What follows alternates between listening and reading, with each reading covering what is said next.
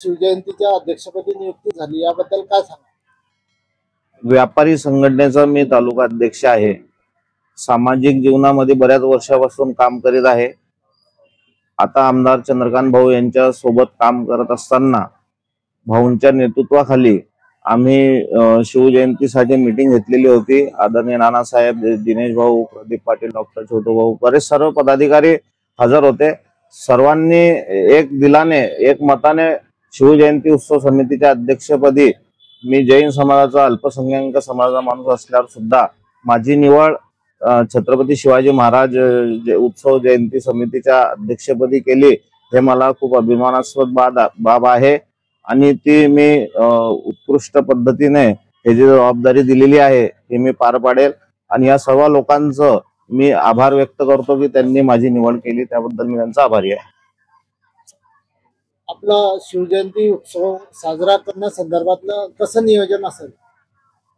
असं आहे का, पहिल्यांदा स्वातंत्र्यानंतर आम्ही बघितलं, बऱ्याच वर्षापासून मागणी होती की छत्रपती शिवाजी महाराजांचा पुतळा आपण मुक्ताईनगर शहरामध्ये करण्यात यावा।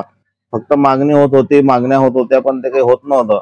आदरणीय चंद्रकांत भाऊ पाटील यांनी हे सर्व शिवप्रेमींचे स्वप्न साकार केले आणि महाराजांचा आज फार मोठा अश्वारूढ पुतळा मुक्ताईनगर शहराच्या मुख्य प्रवर्तन चौकामध्ये आज महाराजांचा पुतळा एकदम डौलामध्ये आहे।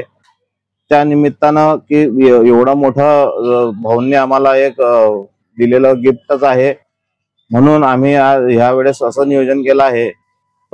मुक्ताईनगर तिथूनच जिथे पुतळा आहे तिथून सकाळी आरती वगैरे होईल, महाराजांची पूजा होईल। दुपारी 4 वाजता तिथून मिरवणूक बस स्टँड मार्गे पेट्रोल पंप, तहसील कार्यालय, आनंद ट्रेडर्स, परत महाराजांच्या पुतळ्याजवळ मिरवणूकची सांगता होईल।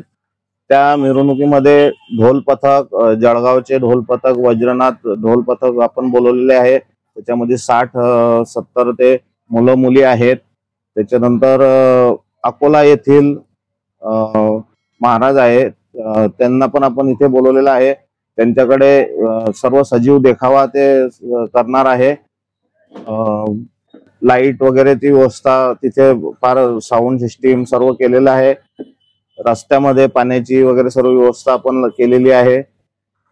बग्गी, घोडागाडी, सजीव देखावा, यामध्ये सर्व महिला भगिनी पण सुद्धा जास्तीत जास्त येणार आहे। महिला भगिनींनी लेझिम पथक पण आपण या मिरवणुकीमध्ये एक आकर्षण राहणार आहे।